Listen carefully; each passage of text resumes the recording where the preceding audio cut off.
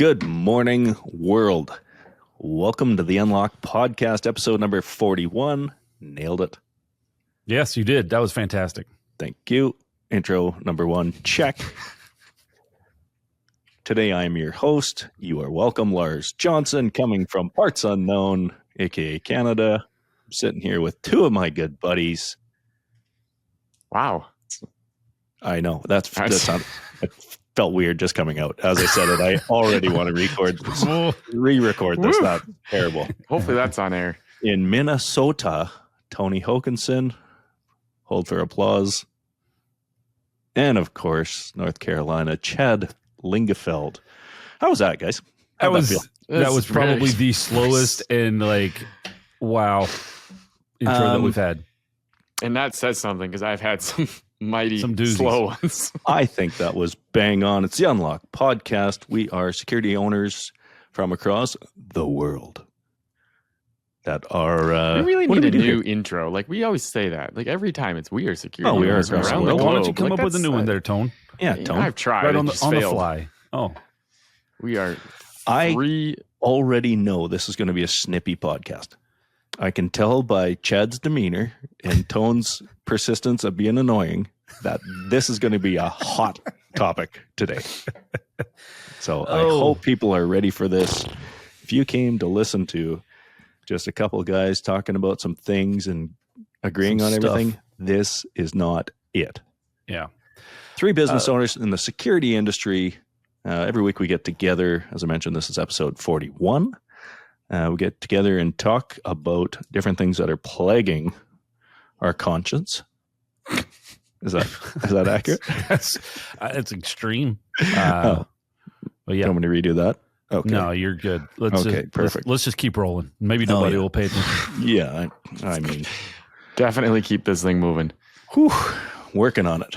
So what has been happening, guys? We're midways through the year.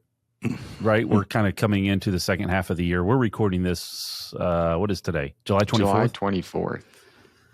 So this is near real time because I think this is going to come out on the 31st. Mm-hmm. Is the 31st a Thursday? No. Yes. Isn't today a Thursday? Yeah, and the third. They both are shockingly. Yeah. So we're just 1 week ahead. Oh, okay. So sometimes when we're doing really good, we're 3 weeks ahead. Mm-hmm. But right now, we're just fighting for every minute. I'm surprised this one isn't dropping today. Exactly. This should be recording just live. Recorded this one a few hours ago because that's never happened before. So anyways, how has the year gone for you so far? We're halfway through the year. We're coming down the second pipeline.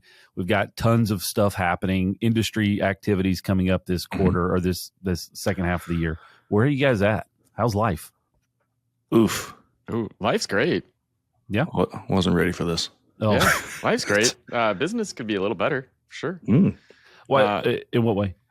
We're missing our targets. Okay. Our sales are about flat to last year, which isn't terrible. But when you're projecting to be up, it's not the best. So just weak leadership, you think? I don't think that's it, but no, it's certainly something that could have been better. Not absolutely. That. No, that's not it. No, absolutely. No. Yeah, we've just been seeing a lot of historically sales have, when I say sales, I mean actually getting the requests have never been an issue. It's more like handling the volume. This year the volume wasn't there for the first 3 months. Last 3 months have been much better. We had a very good June. But people seem to just be, it's interesting. We've seen a higher number of requests. I feel like I've said this about 30 times. We've seen a higher number of requests than normal, but our approval percentage is way down. So it seems like people are asking for work, but not approving. So we've been spending a lot of time trying to dive in and figure out why that is. I'll know more on that in a couple of weeks. But yeah, so that'd be something fun to break down at some point to discuss. What about you, Lars? How are things going? You got a lot of stuff happening up in Canada right now inside the business. He's playing a lot of golf. I think in a word, I would say oof. Oof. Yeah. Yeah, I learned that just a couple weeks ago from some American tourists. It's funny. Yeah, we've got lots happening. We've had obviously started a new brand, multifamily brand that's been hot. which I would say, there's a lot of people that are talking about multifamily in the conferences they have for the last couple of years. Huge industry, lots of potential. Mm-hmm. I can tell you why people don't do it, because it is complicated and complex and messy, and no one does it very well. Complicated and complex. That seems to be redundant. So is it's there a way complicated. We can, is there a way we can just get Tony out of this? Just mute him. It was like that was like the internal thing that he had in his head, and then just that came out of your mouth, right? Do you really stop much and think about what comes out of your mouth? Like, really, that's like the pot calling the kettle black. Tony, I'm just here trying to share the wisdom, at least not profane, and just a fountain of wisdom for you two to drink from. Okay, so anyways, it's complicated, confusing, complex, maybe complex. Some might say, yeah. So that's been an eye opener. That's been keeping me pretty busy. I mean, we've had quite a bit of success there. We've got probably about 4,000 doors this year added to our platform. Handful of buildings. Of course, we're buying a building. I think Chad was up in Canada just about a week or two ago, and brought him by the new building. So we've about tripled our size, a lot less retail and warehouse, a lot more administrative space.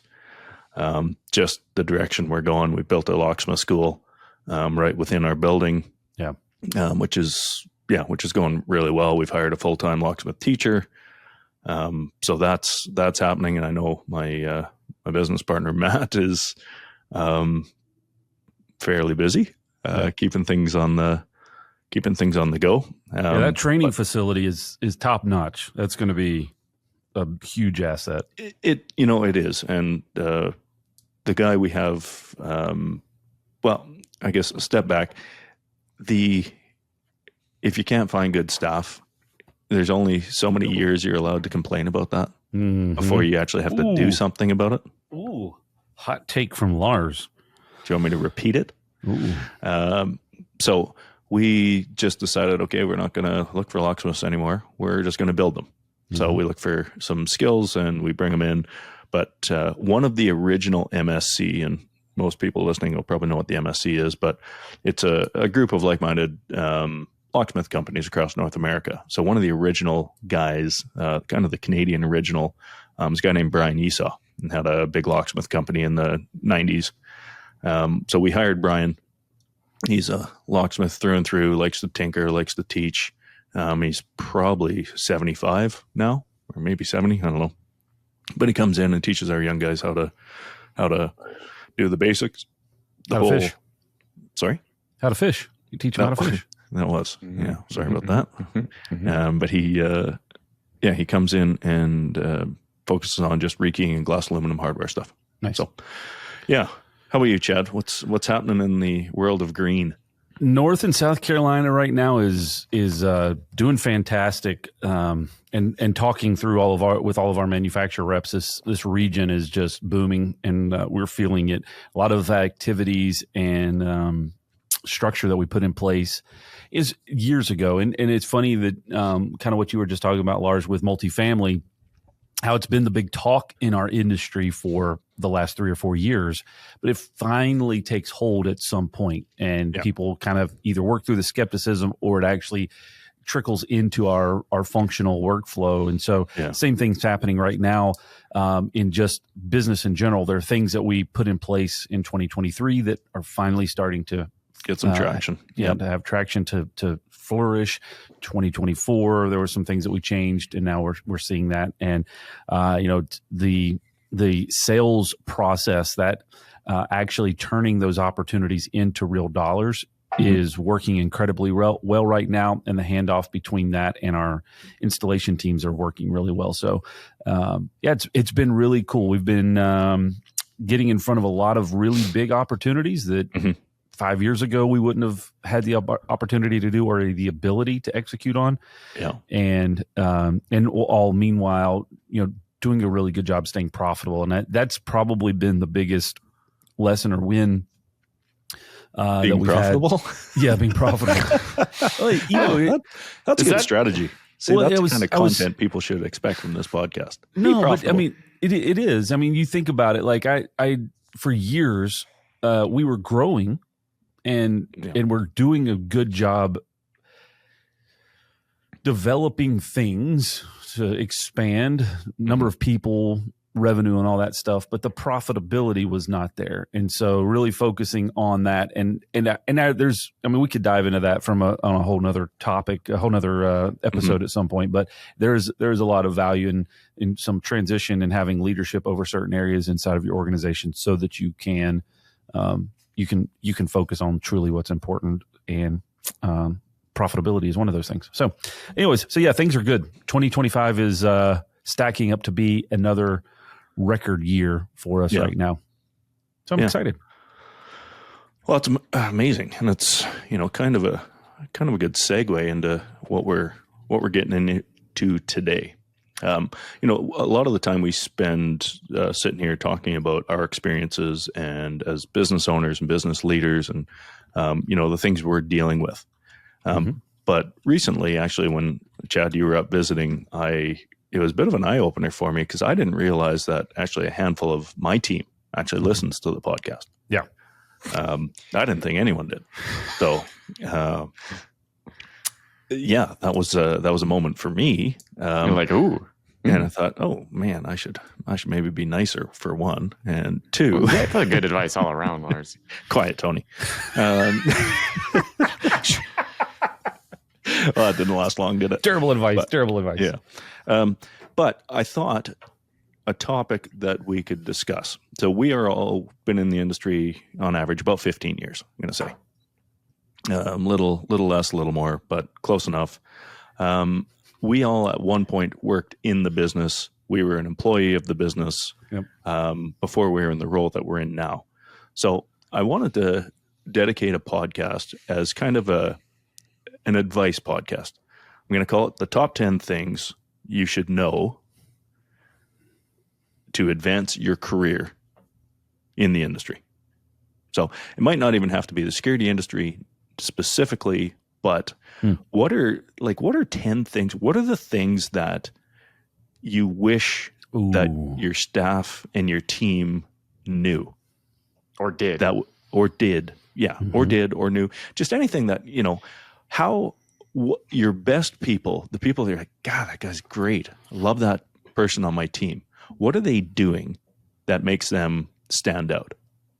So just to clarify, we're not talking about for business owners. Our target audience here is employees of businesses. Correct. Okay. So just clarifying. Correct. I can tell by that question that you spent a lot of time preparing for this. No, I did.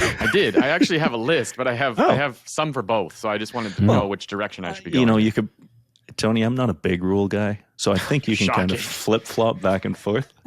Okay. And he won't even notice. If any of your team listening to this. Yeah, he may even zone out while you're talking. So yeah, that's true. You'll notice when I take my headphone out. Certainly won't remember tomorrow. So, Chad, you are our leadoff batter here. That's a baseball reference because you guys are American. Yeah, thank you. So my first thing that I think you should know to advance your career in the security industry or any industry, based off of our loosely guided principles here, is success takes sacrifice. Ooh, wow, that's catchy. Thank you. And I was going back in time, and the thing that a lot of people kind of come to the table with right now is I want all of the benefits of success before I actually have to put in the hard work. And it does take some sacrifice, some shorter, some longer, just depends on kind of what you define as that success. But it does take sacrifice. And if you read the biographies of Phil Knight, Steve Jobs, Elon Musk, if you go into understanding the folks that have built really successful, life-altering, life-changing products or businesses, 2/3 of that process was sacrifice. And everybody sees the success on the back end and they want that, but they don't really want to put in the sacrifice to get to that point. And I know Lars and I were actually having some of this conversation when we were up in Canada. I was going to say, I was literally standing on the top of a mountain. This is a true story with your daughter. Yeah. And was, said it's one of my favorite sayings is people love what you have, but they hate what it takes to get it. Yeah. Everyone wants it, but no one wants to put in the work to get it. You hear people say that a lot. Another analogy that I've heard that's common, I think, is you think about, working out. Obviously, I have zero experience with that, but when you lift weights, it's supposed to hurt, when you lift weights. Oh, your muscle is literally tearing. Ew. And it gets stronger, right? So you need to go through that pain to become stronger. I love the fact that you went to a workout analogy with the three of us. Yeah. We all three have really strong experience with that. But I think it's an analogy that I think anyone can understand, because anytime you lift something heavy, it hurts, right? But ultimately you're getting stronger, and it makes you more prepared for the future. So, I was dating a girl and she kept talking about gym, and I actually thought she had another boyfriend. Oh boy. Wow. So this anyway, is budget rate humor right here. Yeah. So success takes sacrifice. And so the piece of advice, I guess, that I wish people would know is I think that it gets twisted a lot of times. Be like, well, I don't want to sacrifice, so I'll just be satisfied with where I'm at, or not try, or whatever. Yeah. But I do think that, and it doesn't have to be like, you don't. I think if we do a good job as leaders inside of our organization, that sacrifice becomes a little less painful over time, because you're hopefully paving the way for people to advance at a faster, less painful rate. But if you really want to see something hugely successful in your life, there's just tons of evidence out there that it does require a dedicated sacrifice. And that's where a lot of people right now, I think, in any career, have a limited perception of what they actually are willing to sacrifice to get to a successful point in life. And so there's a ceiling that they will continue to hit their head against, because they will not take that step back to make that advance. I know we talked about Dave Ramsey on the last episode a ton, but he had that saying all the time of, just in the personal finance realm, of live like no one else so that you can live like nobody else. And that's all part of that sacrifice, making that financial sacrifice early on, so that you can have the benefit in the future. To go back to my amazing analogy of the weightlifting, if you're lifting a 20-pound barbell, right? I think what's interesting is you start to not realize that it's actually a sacrifice, right? Like if you're lifting a 10-pound dumbbell or 20-pound dumbbell, and it gets easier, right? Now all of a sudden you're onto a 30-pound, then 40-pound, then 50-pound, and you don't notice it, right? Where if someone else comes in that hasn't lifted weights like us three, and you try to lift that 50-pound dumbbell, it's going to be hard. It's going to seem super hard, but for the person that does it all the time, it becomes less of a sacrifice, because it becomes your new normal. Tony, will you show us your biceps real quick? No. Just because I want to envision the dumbbells. Just a reminder, this is a podcast, so really showing the bicep doesn't do a lot for us. Tony, anyways, I think there's a valuable lesson there, though. Like, you guys are paying too close attention to my dorky analogies and less to what they actually say. No, I get it. It takes sacrifice, and that makes sense. And that sacrifice becomes less as you continue on, as you build that habit. Correct. And that makes sense. Now, I'm worried to even say this, but Tony, you're next. Your top piece of advice here, or one of them, and if this has anything to do with barbells or arm curls or anything you've never done in your life, it's kind of defeats the point. But Tony, I could tie this back to barbells, but I probably won't. Please don't. So my piece of advice is to focus on the fundamentals and do them consistently. Like, I think a lot of times people get caught up in like lofty ideas, and I think that's important. But honestly, if you do the fundamentals really well, like, you get a really long way. When I look at people we're looking to hire, so many people get checked off crossed out because they can't do the fundamentals. They can't put together a good resume. Give me a practical specifically explanation. when it comes to being a good employee, doing the things that take no talent, right? One of our employees used to have a poster in his office that are like 10 things that take zero talent, right? Being on time, making an effort, being high energy, have a positive attitude, be passionate. Like little things go a long way, and do those things and do them consistently. And it takes zero effort, really. I like Zero that. talent, right? You can be let's go to golf, right? You can be the worst golfer in the world, but if you show up every day with a positive attitude and be consistent, you're going to get better. And a lot of people just don't do that. They don't do the little things, and doing the little things consistently over time lead to being a valuable employee. Yeah, nail the things that don't require talent. Yeah, that's so true. Put effort into it and just do the little things, and it gets you really far. And you notice it. Yes. Right. It's how many times have you guys had the conversation where you might have somebody that doesn't have the best skill set, right? But they're pleasant to be around. Yep. They bring energy. They're on time. They're professional mannerisms, right? You can get by on attitude that doesn't require, that technical expertise. Mm-hmm. So and just doing the little things consistently too. I think the power of habit, or whatever that's called, by James Clear, talks about that. Like, just, you don't get good overnight, but you have to do little things repeatedly. Build systems into your day to just do the little things right and do consistently, and you will just grow. That's a good one. That had to pain you to say. Yeah, I know. Aaron's got a lot of editing for this episode. That's fair. All right, Lars, you're up. I'm taking a little different angle here. Mm-hmm. But I find in my role that I've got a few different things on the go. Mm-hmm. And it is hard just keeping yourself organized. So my piece of advice would be, are you okay? Nope. Yep. I'm great. Are you okay?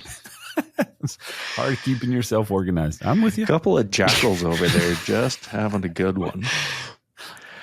Some of us don't have troubles being organized, but you definitely do. What I was trying to say was about your own career progression. So take control of your own career progression. If you want to be, a sales guy, if you want to get into sales, you started as a front counter person, or you worked into, you're on the road tech, or maybe you want to be a safe technician, or if you want to get into low voltage or anything like that, step up and say that. Yeah. Take initiative. Just walk up. Like, I've had the ones I remember, I've people in our organization that was like, "Hey, Lars, can I talk to you for a minute?" I'm like, "Sure." It's like, man, I really want to get into that sales team. Like, I know I've only been here a few months, but that's where I want to get to. It's like, how do I do it? And that's like something that just sticks out to me. It's like, yeah, man, I can help you with that. Well, we can start putting together a plan. And, he's like, so can I just like set up a meeting like once a month, and we can talk about this and figure out, what I need to do. And that makes it so much easier for me to just say, yeah, I can do that, rather than, the alternative. Because what happens is that is probably an unnatural feeling or method for most people. Mm-hmm. And people sit there and wait for, you to come to them and say, "Hey, how about this next step in your career progression?" Mm-hmm. And it just, if I had to go back and do it, I would just be like, "Hey, this is what I want to do. This is where I want to get to. How do I do it?" Yeah. I think there may be a couple of things around that. One, the person might feel intimidated to ask that or to say that. Mm-hmm. But the second thing that pops up is something that I'm staring at on my screen right now. Are we limiting our potential because we lack humility to ask for help? Mm. Right. And that's kind of what I just heard you say there is if I have too big of an ego and I'm like, well, if they don't recognize how good I am as an employee, then that's just shame on them.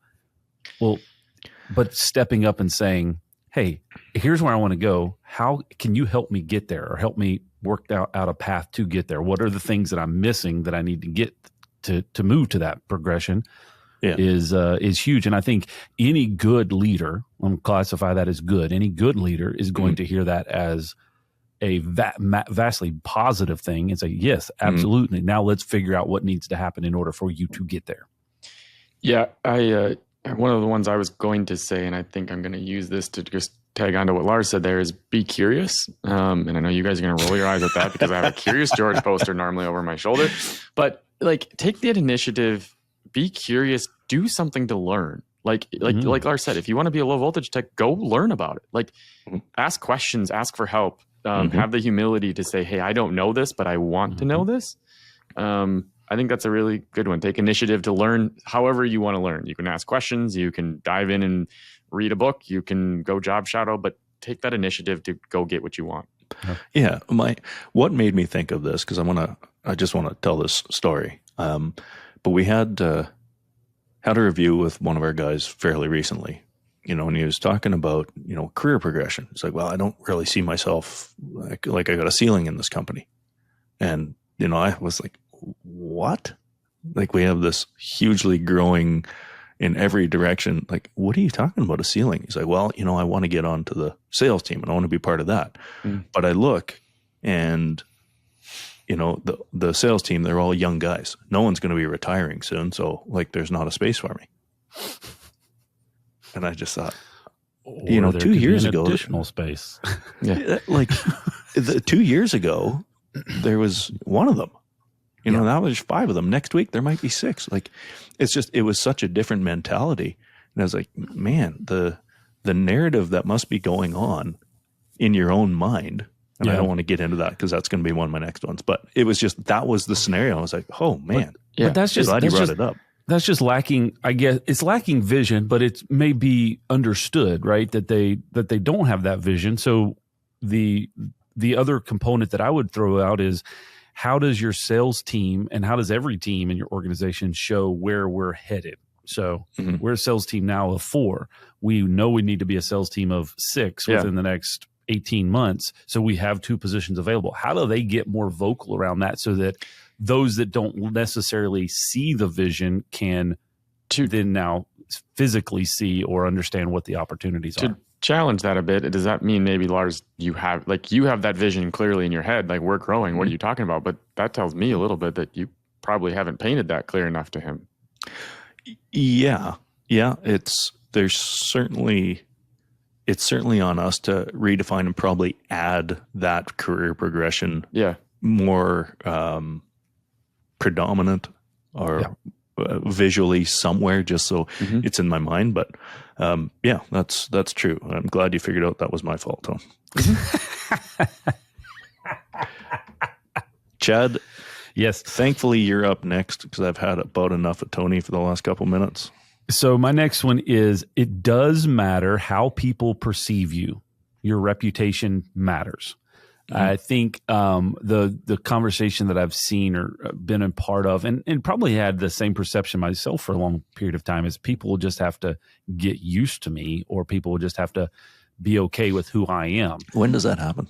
Yeah, it doesn't. And so really working on yourself and how people perceive you, because the way that people perceive you is the reality around that. And it can be a limiter in your career being advanced, being involved in certain projects or opportunities. If you're a jerk to everybody and you always are right about everything and you like to argue about stuff all the time and you just become this like non-productive individual, then you will be excluded from opportunities. Now it's, a far cry from butt kissing, but it is making sure that the way that people perceive you is in a positive and functional, encouraging manner, not in a destructive manner. And I look just like in life in general, because we're all three of us run in a lot of similar circles, a lot of similar industry networks and so forth.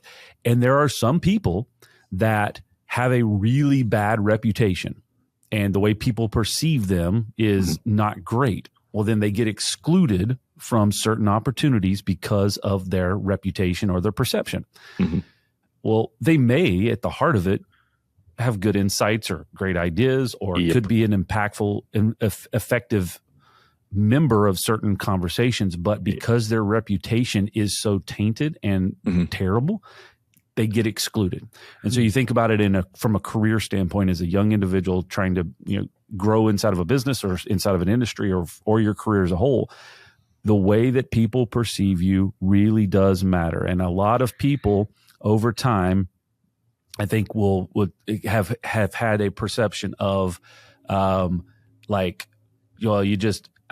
just doing me, right? That's just who I am. You just have to get over it. And I think there has to be some maturity that comes along with also realizing the way that you are the way that you impress people, or the impression that you leave with people when you are interacting with them.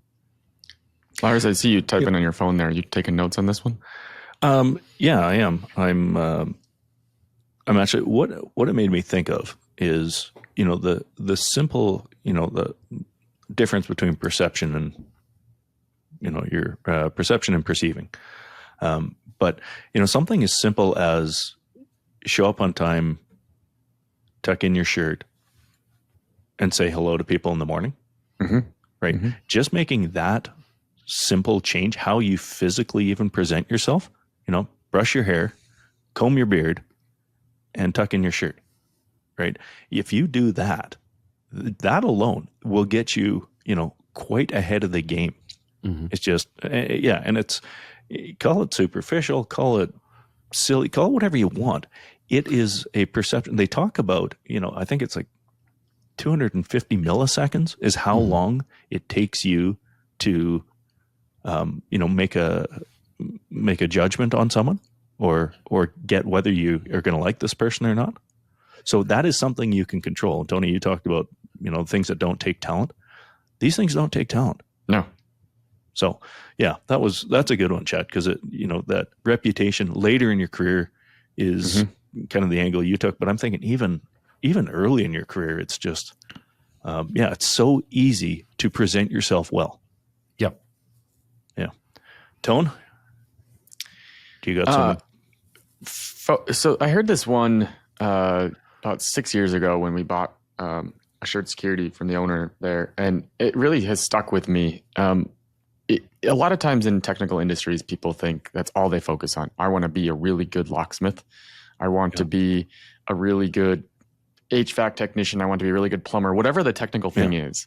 That's all they focus on. And it's really 30 to 40% of what you do, even as a technician. There are so many other things you have. You have to be able to communicate well. You have to be able to organize yourself. And those are the big three we focus on: your technical skills, your organization skills, and your communication skills. Because you can be the best locksmith in the world, but if you communicate like a donkey, the customer's going to be like, I don't like this guy. Like, the customer's going to remember how you, like Lars, you always say this, and I think it's really valuable. The customer's going to remember how you made them feel. Right? They don't care how well you fix their lock. They care if it works when you're done. But 95% of locksmiths can make it work when they're done. They're going to care about the impression you gave them. They're going to care about, did you show up on time? And did you communicate well with them? And I think that so often, and I respect it, a lot of technical people, they pride themselves on, I'm a really good locksmith. And that is awesome. That is extremely valuable. But it is worth absolutely nothing if you can't do the other things. You're a great locksmith. Also, none of our customers want you on their sites because you talk to them like a jerk. Yeah. And that stuck with me. It's something we've instilled in our team. Your technical skills are 33% of what you do. And that's great if you're an extremely good technician. But you need to be able to be accountable, and you need to be able to communicate with our customers and the rest of our team. So work on those things. I know that it's not what a lot of people that go into a technical industry want to do. But it is going to make you far more valuable if you can do those things. And if you want to grow, and if you can do all three of those things, you can grow super quick. So it goes back. We used to talk about this lots when we were first getting started in the industry.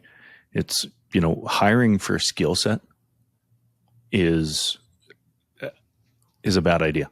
I'll just say that. It's a bad idea because it is a lot easier to teach skill set than to teach attitude. Mm-hmm. It's a lot. If you hire attitude and then teach skill set, it's just way easier, and it's been a lot more successful in my experience. So that ties in. Chad, hold on a second. What was the Tony's thing there? What was the summary of it?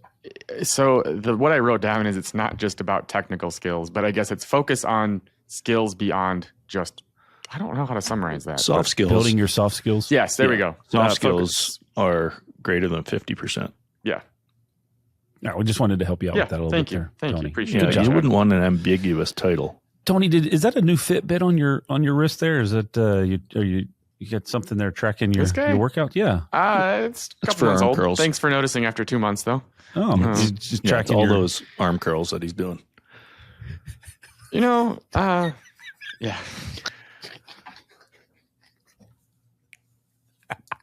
Just look at that. That's a great face right there. Snap that again, because that's going to be. It's a podcast. We can't people look are at see the that. video.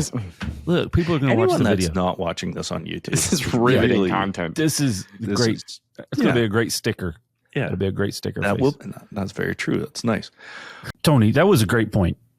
Soft skills. Thank you. Soft skills. That's one in a row, Tone. Yeah. So congratulations. I think what we should do is take a pause here for this episode because this is probably going to get a little bit lengthy.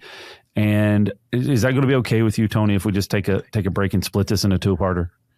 Yes, I'll be just fine. Is there a G in length? Because I just heard you say lengthy. Lengthy.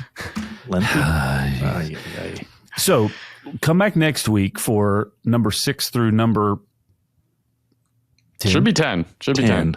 We'll see how that actually works out for 6, us. 7, 8, 9. Yeah, it's 10. Yeah. Okay. That's what we're going to shoot for. So join us for that next week. And that will be episode number 42. Ooh. Getting old, guys. Oh. Yeah. All right. So unlockedpodcast.com is the place to find all of the episodes. Thank you very much for those that have been emailing us. Man, Uncle Glenn sent us a really, really cool list. Who? Uncle Glenn. He has got to be the most name-dropped person on this podcast. But now, if there are people listening to us, they absolutely know who Uncle Glenn is. Well, Tony, you sent an email or text message the other day that somebody said, gave a good review of the podcast. Yes, Michael Anderson Locke in Phoenix. He said he loved the Visionary Integrator one. Said he listened to it. He was on his second time listening to it. He thought it was really impactful. I noticed that we had 2 listeners. Yes, it just kept it on replay. Boosting our ratings. I told him he really needs a T-shirt, so we got to get him a T-shirt. Oh, well, who's responsible for T-shirts? Well, that'll be you because you have them all. Does he want a left-handed coffee cup? Because that's a problem. Let's send him one of those. Let's wrap it in the T-shirt so it doesn't break. That doesn't work. Boy. I tried all that. Right. So you have to take 2 just for one to make it. So thank you though for those that are giving us that feedback. And man, it's going to be really cool to see some folks this fall. We've got a lot of conferences that we're all going to be attending, so we'll be able to see everybody. I think we probably will have an autograph booth at one of those conferences. No, we won't. No. Oh. You never know. So thank you for listening. Thank you for watching. Unlockedpodcast.com is the place to find it. And we'll see you for the remaining number of top things that we're looking for. Are you okay over there? Is everything all right? We'll see you next episode on the Unlocked Podcast.